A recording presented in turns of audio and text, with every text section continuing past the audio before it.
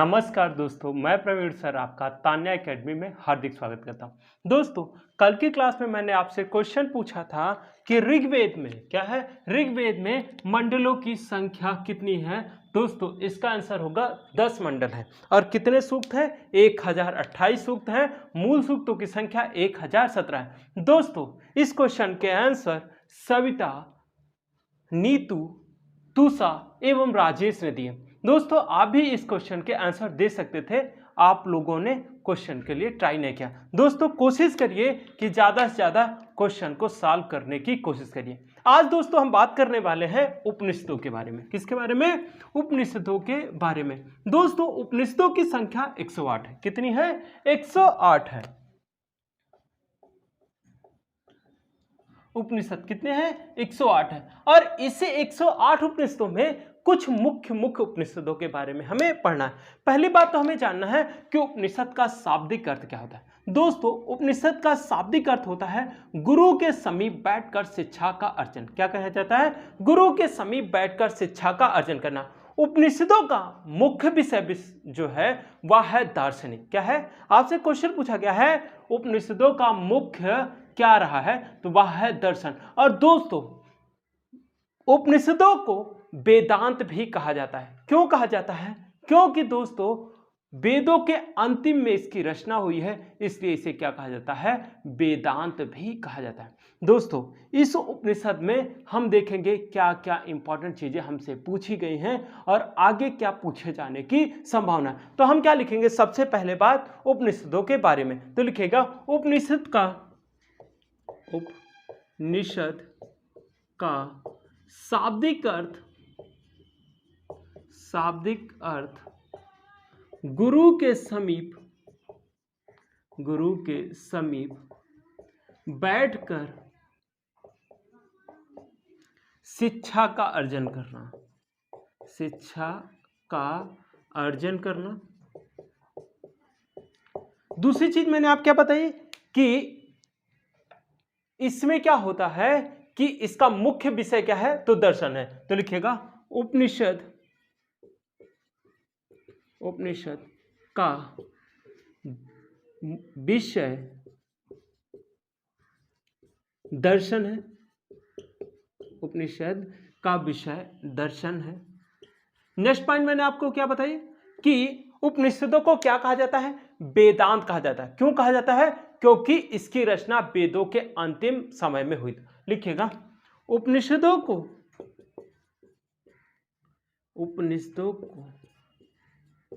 वेदांत भी कहा जाता है।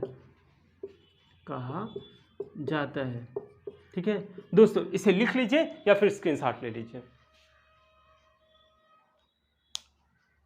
ये हो गए उपनिषद के मुख्य बातें। अब हमें बात करना है कि इसमें और क्या बात हुई है। उपनिषद घोषणा करते हैं, क्या है? उपनिषद घोषणा करते हैं कि मोक्ष की प्राप्ति केवल और केवल ज्ञान से हो सकती है, ना कि आस्था से। आपसे यह क्वेश्चन IAS 2007 में पूछा गया है कि किस में कहा गया है कि जो मोक्ष प्राप्त हो सकती है वह ज्ञान से प्राप्त हो सकती है, ना कि आस्था से प्राप्त हो सकती है। इसका आंसर होगा कि उपनिषद। और दूसरी चीज आपसे पूछी गई है कि कौन से उपनिषद गद्य में लिखे गए, तो बृहदारण्यक उपनिषद व छांदोग्य उपनिषद दोस्तों गद्य में लिखे गए। तो हम लिखेंगे इसके बारे में।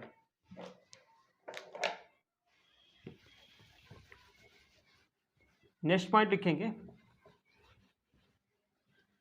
मोक्ष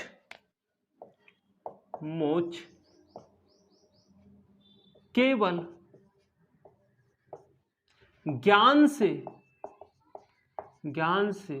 प्राप्त किया जा सकता है,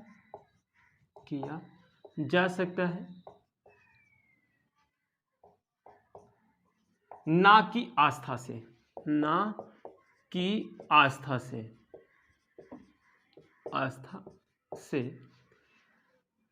ऐसा उपनिषदों में कहा गया है। IAS 2007 दोस्तों हमें एक चीज और समझना है, जैसे कि आपको मैंने बताया था पिछले वाली क्लासेस में कि हमें किस पर केंद्रित होना चाहिए, ज्ञान पर केंद्रित होना चाहिए, ना कि आस्था पे। क्योंकि अगर आप आस्था करते हैं तो वो तो ठीक ही है, लेकिन दोस्तों सबसे ज्यादा इंपॉर्टेंट क्या होता है, आपका कर्म। अगर आप अपना कर्म नहीं करते हैं तो उसका कोई भी फल मिलने वाला नहीं। क्या होता है, अगर आप चाहें कि आपके मुंह में खाना चला जाए या भोजन चला जाए तो ऐसा तो होगा नहीं, उसको भी खाने के लिए आपको क्या करना पड़ता है, कर्म करना पड़ता है, अपने हाथों से खाना पड़ता है। ये चीजें एकदम सत्य है। तो नेक्स्ट लिखेंगे कि बृहदारण्यक उपनिषद, बृहदारण्यक बृहदारण्यक उपनिषद एवं छांदोग्य उपनिषद गद्य में लिखे गए हैं, गद्य में लिखे गए हैं। ठीक है दोस्तों, ये हो गई। नेक्स्ट हम बात करेंगे कि और क्या बात की जा सकती है। तो आपसे पूछा गया है तमसो मां ज्योति गर्मय का अर्थ क्या होता है। तो इसका जो सेंटेंस है वो कहां से लिया गया है, उपनिषदों से ही लिया गया है, और इसका अर्थ होता है अंधकार से प्रकाश की ओर ले चलो। और इसका कहां मतलब मूल सिद्धांत कहां है, उपनिषदों में है। तो लिखेंगे तमसो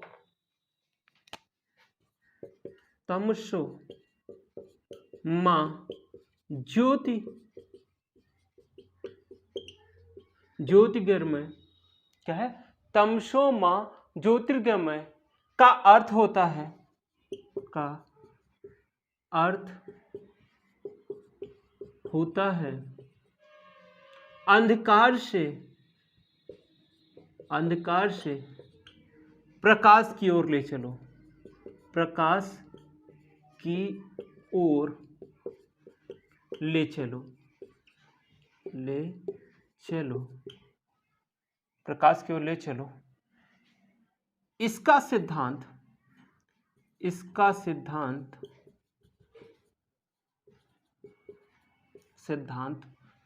उपनिषदों में है। कहां पे है, उपनिषदों में है। ठीक है दोस्तों, लिख लीजिए या फिर स्क्रीनशॉट ले लीजिए।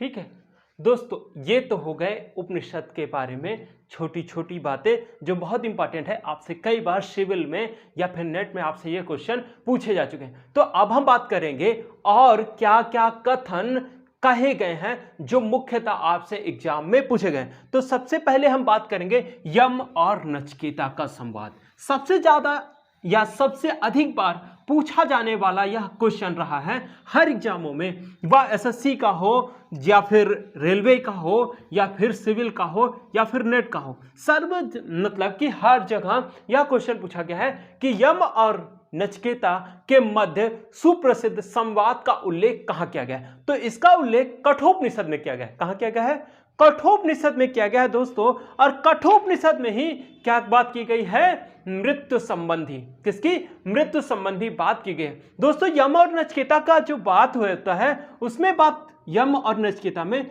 नचिकेता उनसे पूछती है कि मृत्यु के पश्चात होता क्या है, या मृत्यु के पश्चात जो प्रक्रियाएं होती हैं वह कैसे होती हैं। और इसी वार्तालाप के बारे में कहां उल्लेख किया गया है, कठोपनिषद में कहा गया। ये चीज मतलब आपको पता होनी चाहिए। अगर जो बात हो रही है यम और नचिकेता, तो यम कौन है, मृत्यु के देवता हैं, तो ध्यान देना मृत्यु की बात भी होगी तो कहां होगी, कठोपनिषद होगी। यह टेक्निकल पॉइंट है, अगर आप इस चीज को समझते हैं तो नेक्स्ट पॉइंट लिखने की कोई जरूरत नहीं होती है। लेकिन अगर आप थोड़ा सा भी चूक करते हैं तो हम क्या करते हैं कि पूरी चीजें हमें लिखनी पड़ती है। तो लिखिएगा पहले बात, यम और नचिकेता, यम एवं नचिकेता का संवाद, का प्रसिद्ध संवाद कठोपनिषद में उल्लिखित है।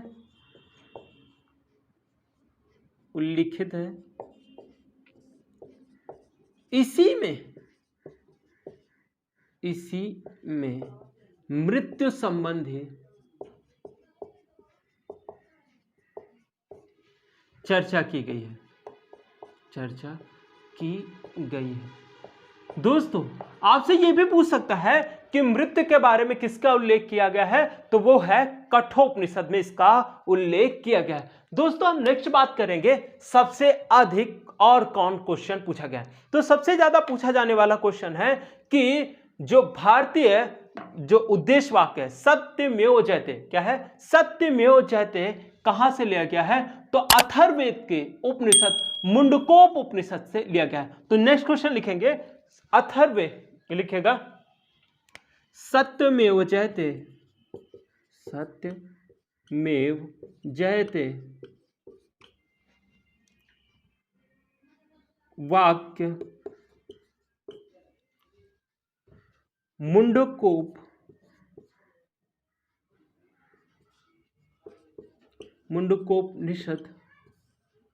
निषद से लिया गया है, से लिया गया है।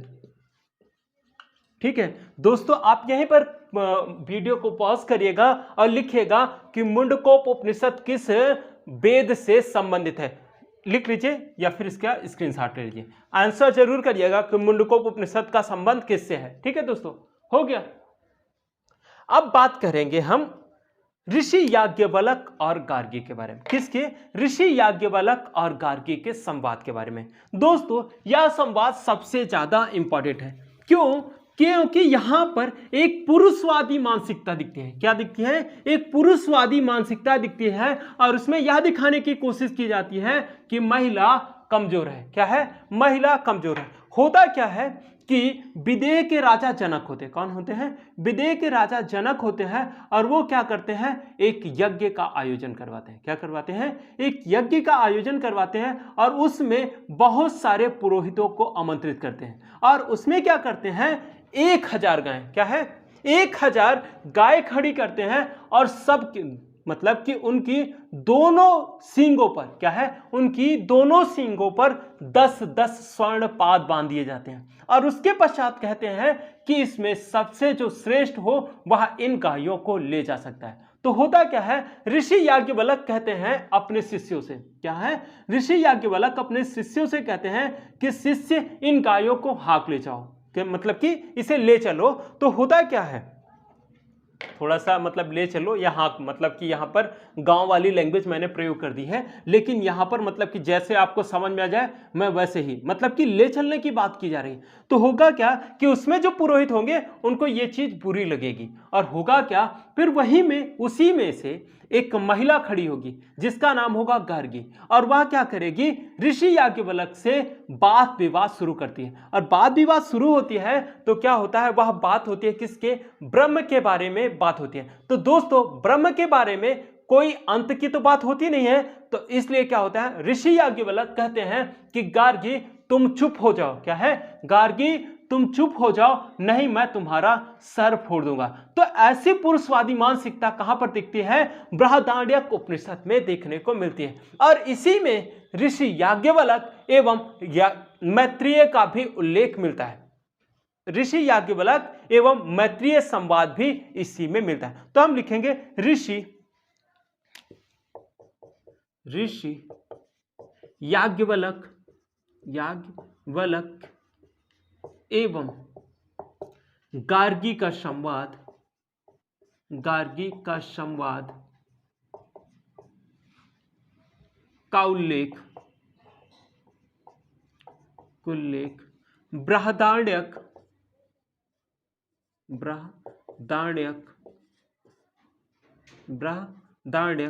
उपनिषद में मिलता है, उपनिषद में मिलता है, जिसमें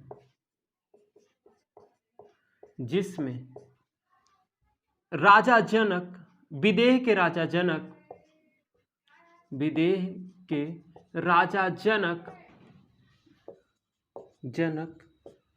एक यज्ञ का आयोजन करते हैं जिसमें 1000 गायों के सींगों पर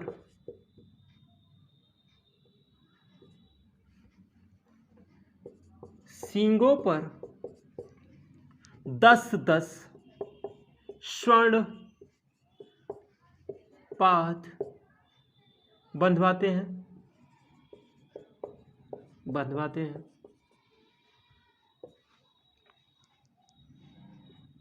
और कहते हैं जो सर्वश्रेष्ठ हो वह उसे ले जा सकता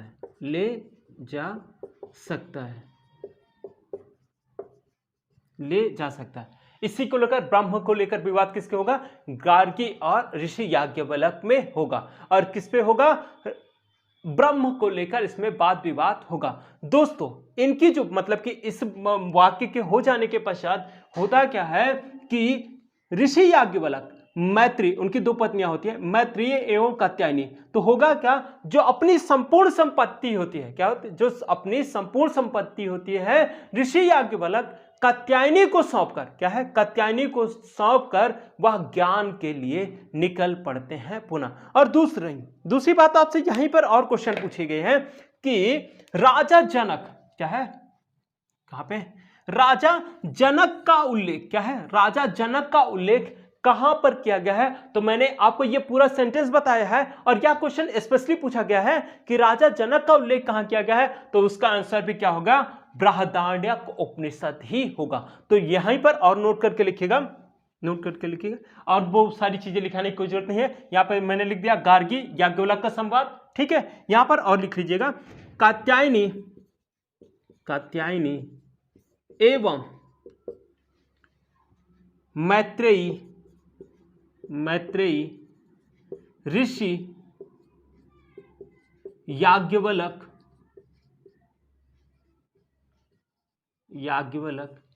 की पत्नियां थी,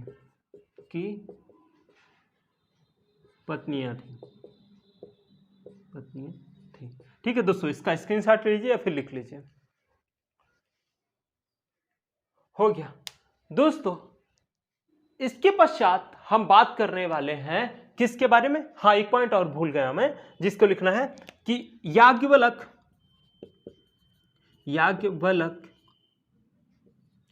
एवं मैत्रेयी का के संवाद का उल्लेख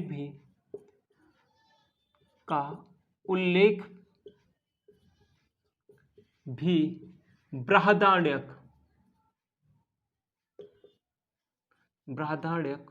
उपनिषद में मिलता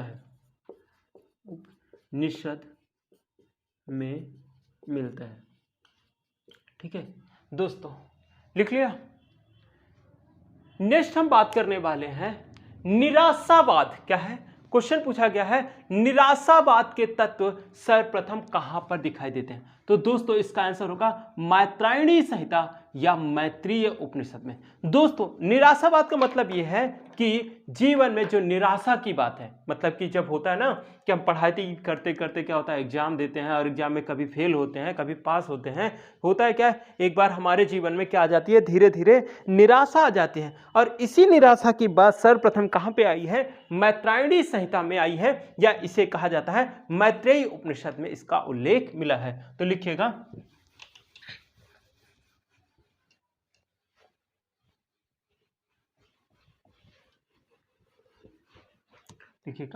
निराशावाद के तत्व, निराशावाद के तत्व सर्वप्रथम मैत्रायणी संहिता उपनिषद में प्राप्त होते हैं,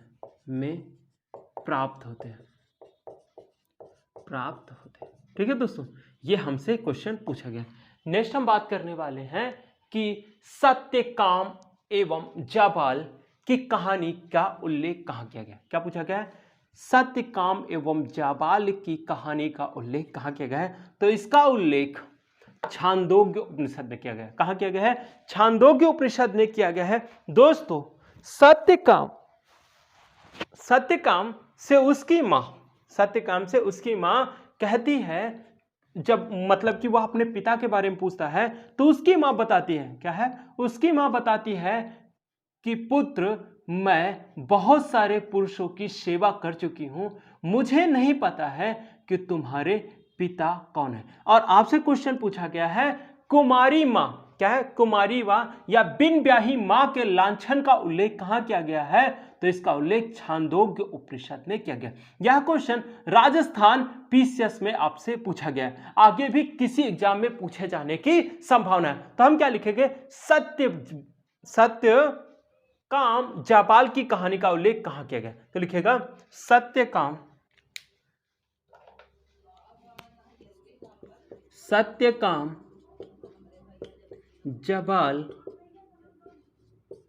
सत्यकाम जाबाल की कहानी एक कुंवारी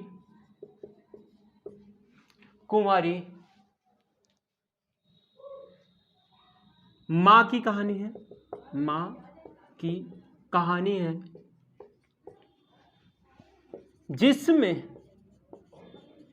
जिसमें वह बताती है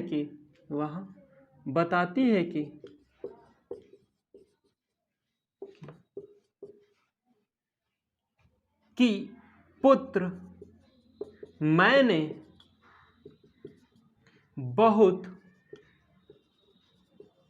सारे पुरुषों की सेवा की है,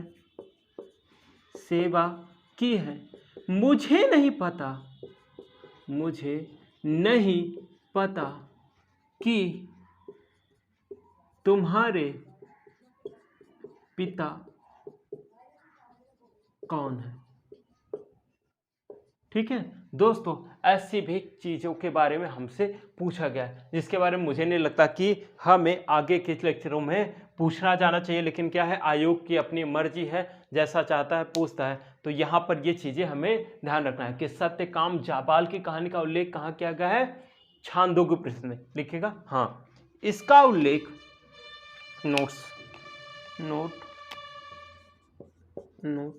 इसका उल्लेख छांदोग्य उपनिषद में किया गया है। लिख लीजिए या फिर इसका स्क्रीनशॉट ले लीजिए।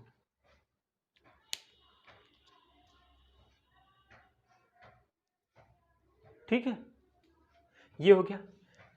इसी छांदोग्य उपनिषद दोस्तों, एक क्वेश्चन और पूछा गया कि सर्वप्रथम श्री कृष्ण का उल्लेख कहां किया गया? तो इसका आंसर भी क्या होगा?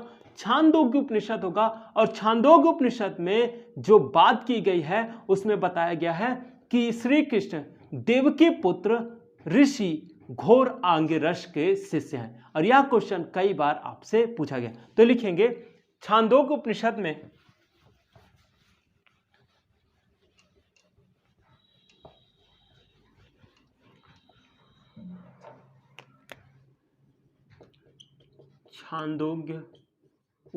में सर्वप्रथम श्री कृष्ण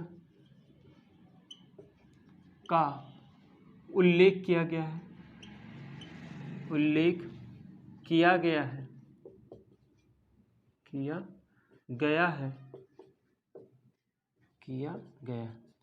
श्री कृष्ण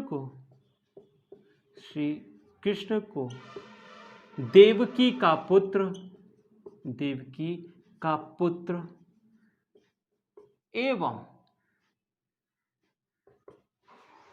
का पुत्र एवं घोर अंगिरस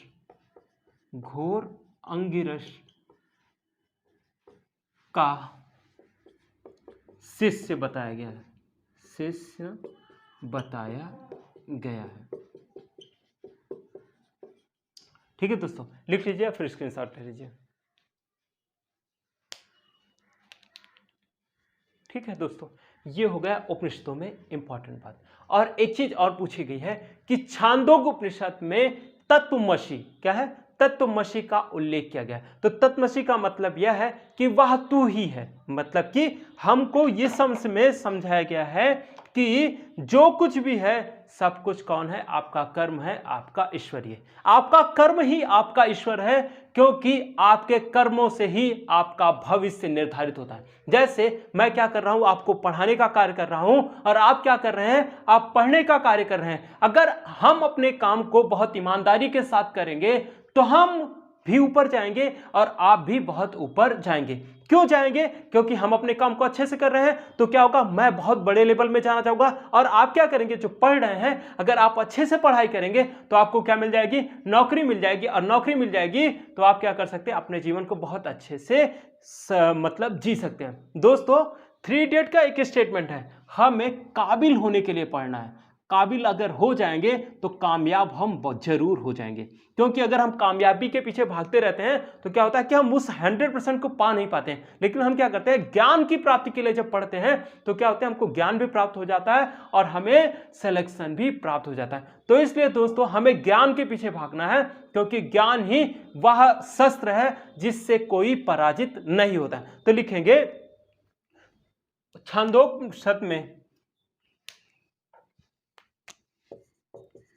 छांदोग्य उपनिषद में, छांदोग्य उपनिषद में तत्वमसि,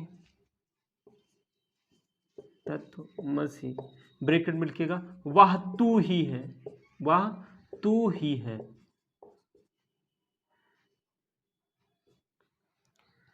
छांदोग्य उपनिषद में तत्वमसि का उल्लेख किया गया है, का उल्लेख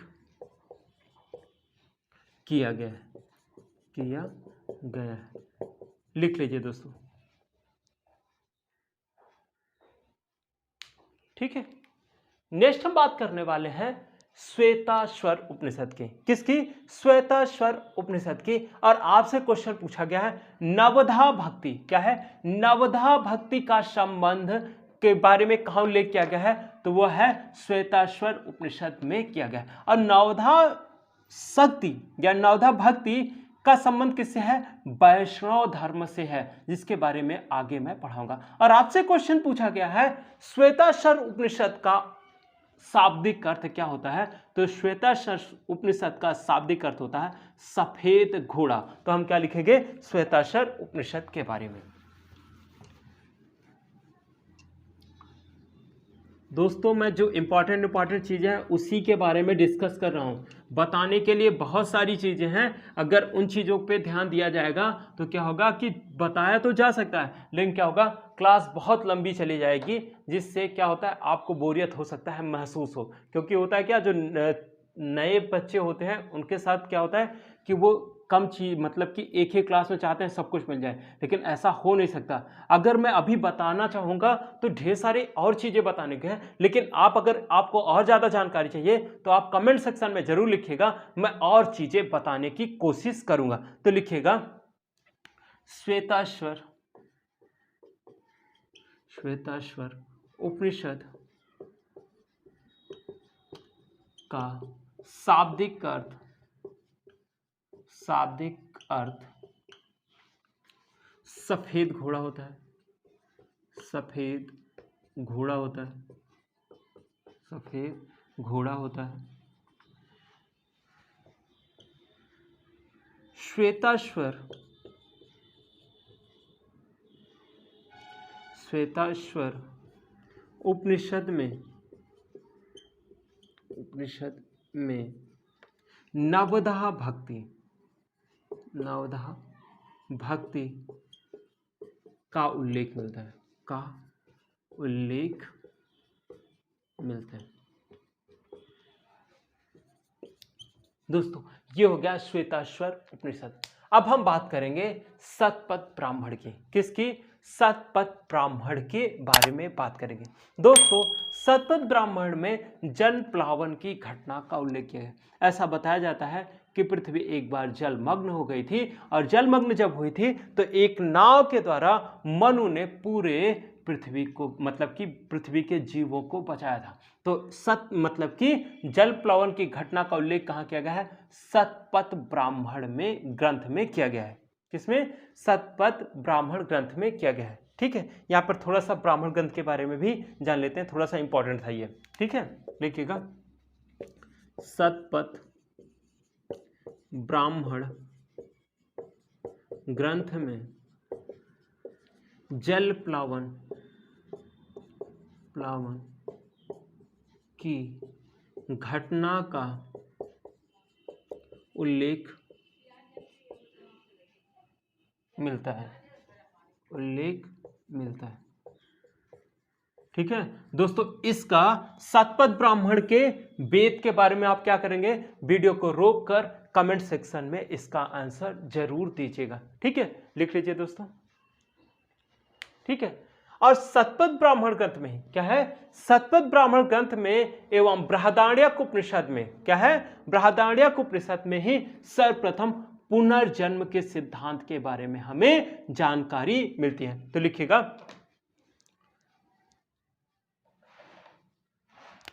शतपथ ब्राह्मण ग्रंथ एवं बृहदारण्यक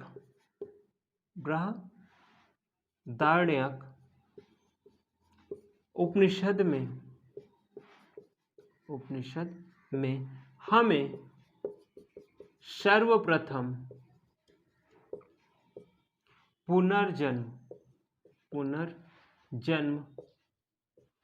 पुनर्जन्म के बारे में जानकारी मिलती है। ठीक है दोस्तों, लिख लीजिए या फिर स्क्रीनशॉट ले लीजिए। ठीक है दोस्तों, दो और उपनिषदों की हमें बात करनी है जो आपसे पूछे गए। पहली बात तो आपसे पूछा गया है, किस उपनिषद को, क्या पूछा गया है?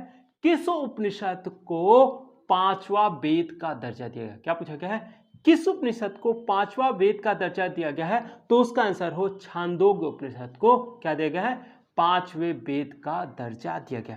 नेक्स्ट आपसे पूछा गया है, किस यज्ञ, किसमें क्या बताया गया है? यज्ञ को टूटी फूटी नाव के समान बताया गया है।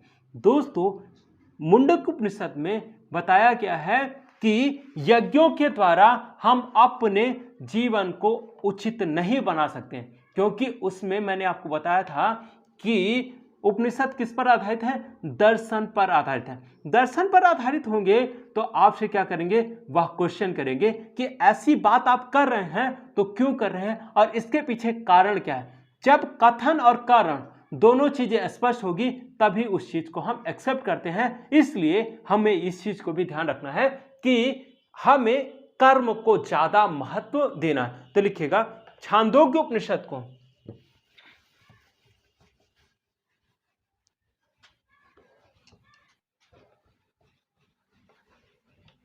लिखिएगा,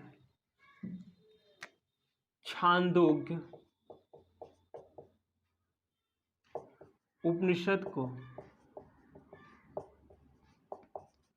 उपनिषद को पांचवा वेद कहा जाता है। क्या कहा जाता है? पांचवा वेद कहा जाता है। पांचवा वेद कहा जाता है।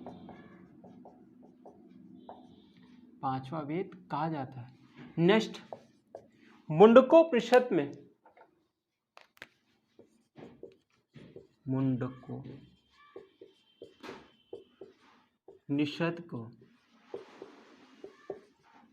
मुंडकोपनिषद में यज्ञ को टूटी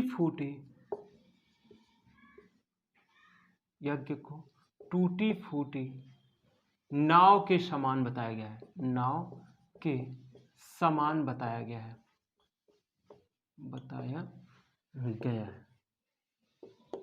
ठीक है, इसे लिख लीजिएगा दोस्तों या फिर स्क्रीनशॉट ले लीजिए। ठीक दोस्तों, ये तो हो गए उपनिषद। अब हम बात करने वाले हैं यज्ञों के बारे में। ठीक है दोस्तों, किसके बारे में? यज्ञ के बारे में बात करेंगे। दोस्तों यज्ञ के बारे में मुझे कुछ लिखाना नहीं है, केवल और केवल आपको बताना है कि चीज़ें क्या हैं और उसमें क्या इंपॉर्टेंट चीज़ें हैं जो आपसे पूछी गई हैं या पूछे जाने की संभावना है, उसके बारे में हम थोड़ा सा लिखेंगे, बस और कुछ नहीं करना। तो आज नेक्स्ट टॉपिक जो है उसके बारे में बात करने वाले हैं यज्ञ के बारे में। सबसे पहला यज्ञ है राजसूय यज्ञ। क्या है? राजसूय यज्ञ। दोस्तों यह यज्ञ क्या है? यह यज्ञ राजा के राज्याभिषेक से संबंधित है। किससे संबंधित है? राजा के राज्याभिषेक से संबंधित है। और इसमें क्या होता है? एक पाशे का खेल का आयोजन करवाया जाता है। किसका? पाशे का खेल का आयोजन करवाया जाता है और इसमें राजा को विजयी बनाया जाता है। क्या किया जाता है? राजा को विजयी बनाया जाता है। और राजसूय यज्ञ का पूछा गया है, राजसूय यज्ञ का उल्लेख कहां किया गया है? तो क्वेश्चन बना था यह क्वेश्चन पीसीएस 2006 में, और आपसे पूछा गया है कि मतलब राजसूय यज्ञ का संबंध किस वेद से है? तो इसका आंसर होगा यजुर्वेद से। अगर यजुर्वेद में भी स्पेशल पूछा जाएगा तो इसका आंसर हो जाएगा शुक्ल यजुर्वेद। और दोस्तों इस दौरान क्या है? इस दौरान जब यह यज्ञ संपन्न होता था तो राजा रत्निनों के घर भी जाया करता था। तो क्वेश्चन आप याद रखिएगा कि आज आप इस क्वेश्चन कमेंट सेक्शन में इस क्वेश्चन का आंसर दीजिएगा कि वैदिक काल में रत्निनों की संख्या कितनी थी, और इस वीडियो को आप पॉज करके आंसर दीजिएगा। मैं लास्ट में आज कोई क्वेश्चन पूछने वाला नहीं हूं, केवल और केवल मैंने आपने जो वीडियो में पूछा है बीच में, आप उसी क्वेश्चन का आंसर आप कमेंट सेक्शन में देंगे और उसी का मैं आंसर आपको बाद में बताऊंगा। तो लिखिएगा, राजसूय यज्ञ में पाशे का खेल था। पाशे के खेल में राजा को विजयी बनाया जाता था। नेक्स्ट, इसका उल्लेख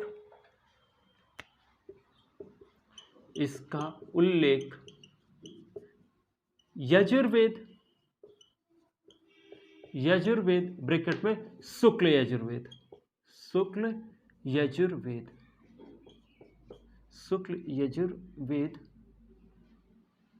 में किया गया है।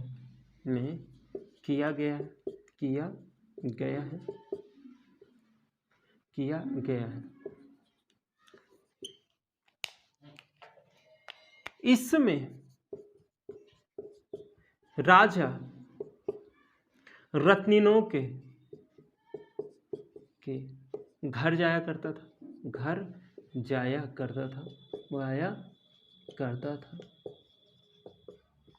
था।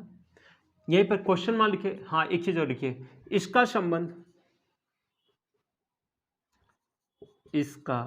संबंध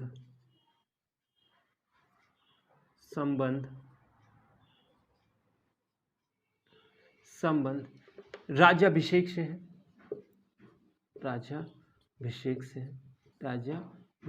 है। यहीं पर एक क्वेश्चन लिखिएगा, रत्निनों की संख्या कितनी है? रत्निनों की संख्या कितनी है? इसे क्या करिए, कमेंट सेक्शन में इस क्वेश्चन का आंसर आप दीजिएगा, लिख लीजिए। ठीक है, हो गया दोस्तों। अब हम बात करने वाले हैं, लिख लीजिए या फिर स्क्रीनशॉट लीजिए। नेक्स्ट हम बात करने वाले हैं अश्वमेध यज्ञ के बारे में। अश्वमेध यज्ञ सबसे ज्यादा इंपॉर्टेंट यज्ञ है और इस यज्ञ के बारे में कई बार और कई चीजों को लेकर आपसे क्वेश्चन पूछा गया है। अश्वमेध यज्ञ का संबंध क्या है? अश्वमेध का संबंध साम्राज्य विस्तार से है। किससे है? साम्राज्य विस्तार से है। और होता क्या है कि इसमें एक घोड़े की पूजा की जाती है और उसे कुछ सैनिकों के साथ साम्राज्य में, मतलब कि जहां तक वो राजा अपने साम्राज्य को मानता था, वहां उस क्षेत्र से उस घोड़े को गुजारता था। अगर वहां पर कोई राजा उसका प्रतिक्रिया कर देता, मतलब उस घोड़े को रोक देता था, तो क्या हो जाता था, उसके लिए जो अश्वमेध करता राजा होगा उससे उसे युद्ध करना पड़ता था। और इसके पश्चात अगर उस युद्ध में राजा विजयी हो जाता है तो मतलब अश्वमेध आगे चलता रहेगा, लेकिन अगर वह युद्ध में पराजित हो जाता है तो अश्वमेध यज्ञ वहीं पर समाप्त हो जाता है। ठीक है दोस्तों, और आपसे क्वेश्चन पूछा गया है अश्वमेध यज्ञों में कितने यूप बनाए जाते थे। अश्वमेध यज्ञ में कितने यूप बनाए जाते थे, तो 16 यूपों का निर्माण किया जाता था। दोस्तों नेक्स्ट बात पूछी गई है कि सर्वाधिक क्या पूछा गया है, सर्वाधिक अश्वमेध यज्ञ किसने करवाए हैं। तो अभी तक जो क्वेश्चन बनता है वह प्रवरसेन प्रथम को लेकर बनता है। किसको बनता है, प्रवरसेन प्रथम को लेकर बनता है, जिसने 4 अश्वमेध यज्ञ करवाए हैं। जबकि कादम वंश के शासक कादम वंश के शासक मयूर शर्मन ने सर्वाधिक अश्वमेध यज्ञ 18 अश्वमेध यज्ञों का उल्लेख किया गया। यह क्वेश्चन यूपी असिस्टेंट प्रोफेसर 2014 में आपसे पूछा गया। तो हम लिखेंगे अश्वमेध यज्ञ। ठीक है, अश्वमेध यज्ञ। ठीक है, संबंध साम्राज्य विस्तार।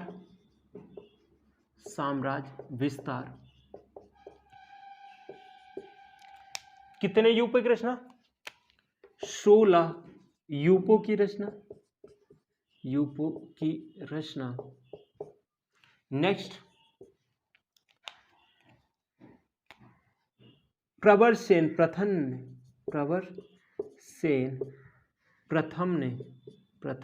ने 4 अश्वमेध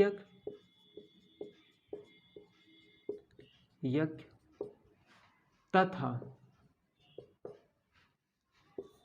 तथा कादम्ब वंश के शासक मयूर शर्मन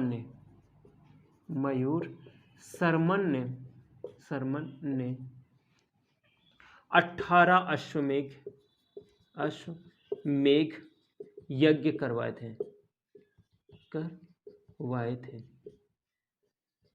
ठीक है, देखो दोस्तों एक चीज यहीं पर और मैंने शायद बताई है या नहीं बताई है, यहीं पर एक चीज और ध्यान रखिएगा। आपसे पूछा गया है बीजगणित।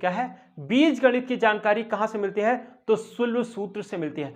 यज्ञ की वेदियों के माप का उल्लेख कहां से मिलता है, तो क्या मिलता है, शुल्ब सूत्र से मिलता है। या यूप के बारे में जो मतलब माप का जो उल्लेख मिलता है वो कहां मिलता है, शुल्ब सूत्र से मिलता है। तो लिखेगा बीजगणितीय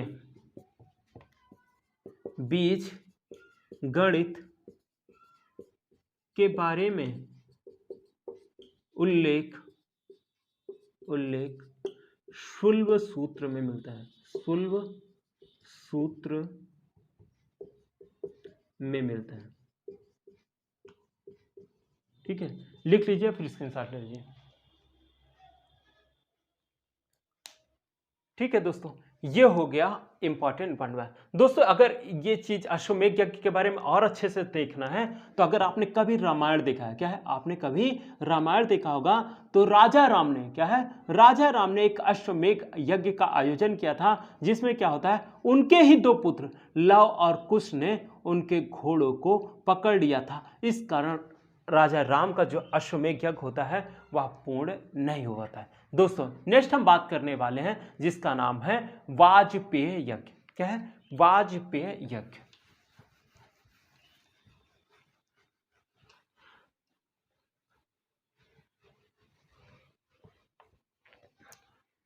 ठीक है दोस्तों, वाजपेय यज्ञ का संबंध क्या है, वाजपेय यज्ञ का संबंध राजा की समृद्धि से है। क्या है, राजा की समृद्धि से है और राज्य की नवीन शक्ति से इसका संबंध है।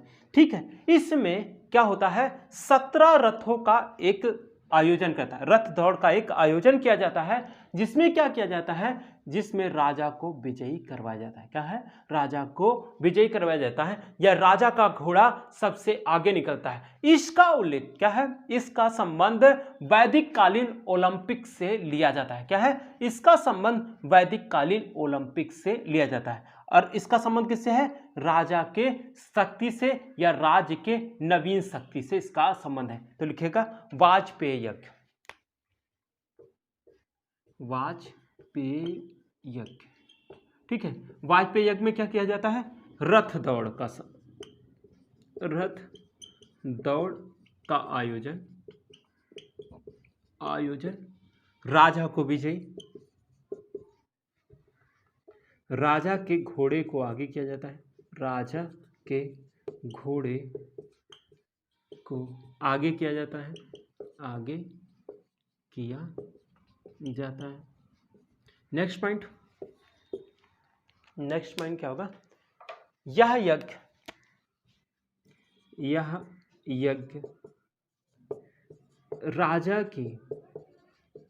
राजा की नवीन शक्ति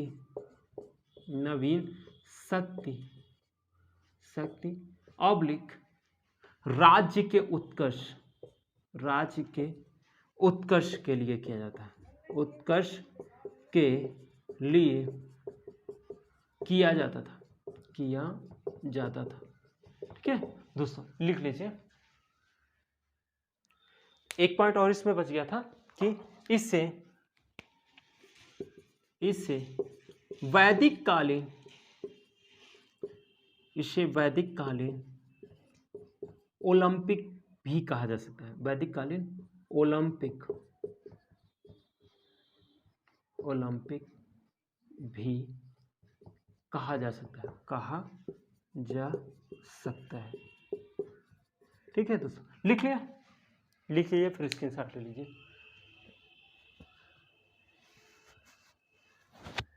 ठीक है दोस्तों, ये हो गया वाजपेय यज्ञ। नेक्स्ट हम बात करने वाले हैं सौत्रामणि यज्ञ की। किसकी? सौत्रामणि यज्ञ के बारे में बात करने वाले हैं। सौत्रामणि यज्ञ का संबंध पशु एवं सुरा की आहुति से है। इसमें क्या किया जाता है? पशु एवं सुरा की आहुति दी जाती है। और कई बार आपसे क्वेश्चन पूछा गया है कि सुरा की आहुति किस यज्ञ में दिया जाता है? तो सौत्रामणि यज्ञ में ही इसका उल्लेख मिलता है। तो लिखिएगा सौत्रामणि यज्ञ,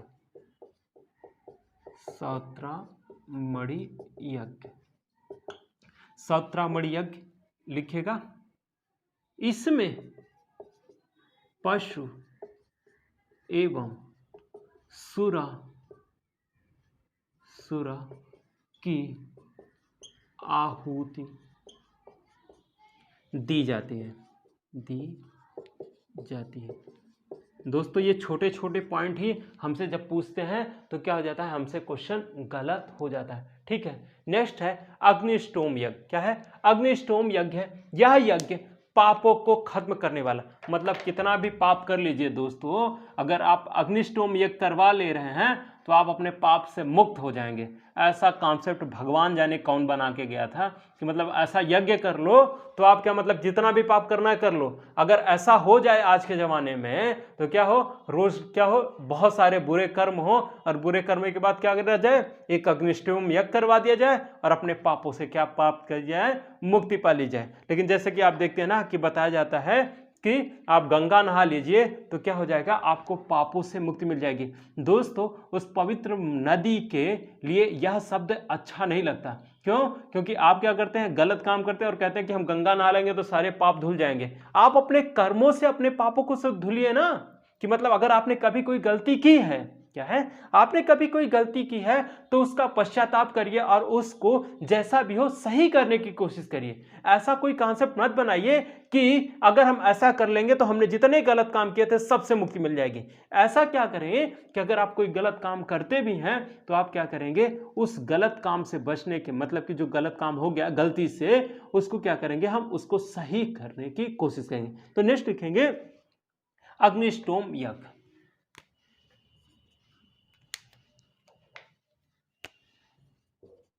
अग्निष्टोम यज्ञ,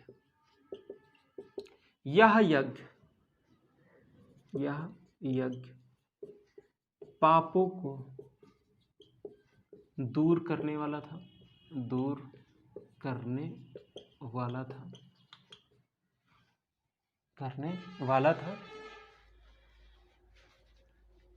इसका उल्लेख इसका उल्लेख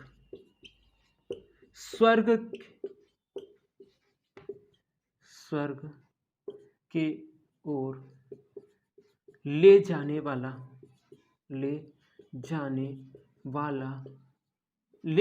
वाले के रूप में किया गया। दोस्तों लिख लीजिए या फिर स्क्रीनशॉट ले लीजिए। ठीक है। नेक्स्ट हम बात करने वाले हैं पुरुष मेघ यज्ञ की। किसकी? पुरुष मेघ यज्ञ की।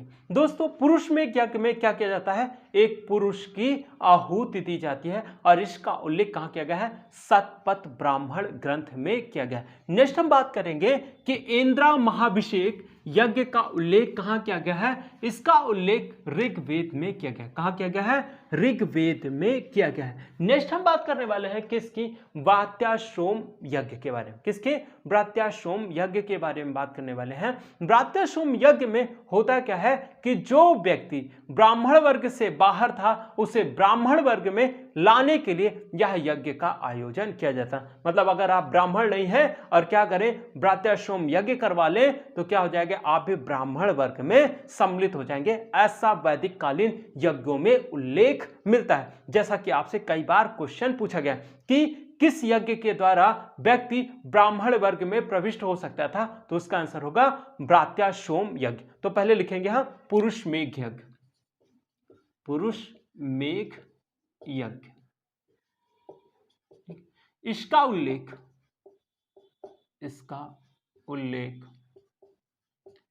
शतपथ ब्राह्मण में किया गया है। नेक्स्ट, मतलब इसमें पुरुष की आहुति दी जाती थी, इस चीज को ध्यान रखिएगा। इंद्र महाभिषेक यज्ञ का उल्लेख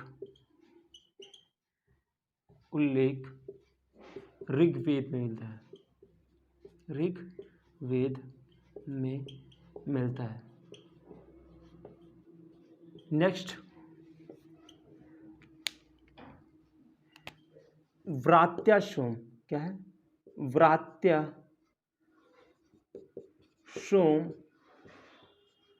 यज्ञ द्वारा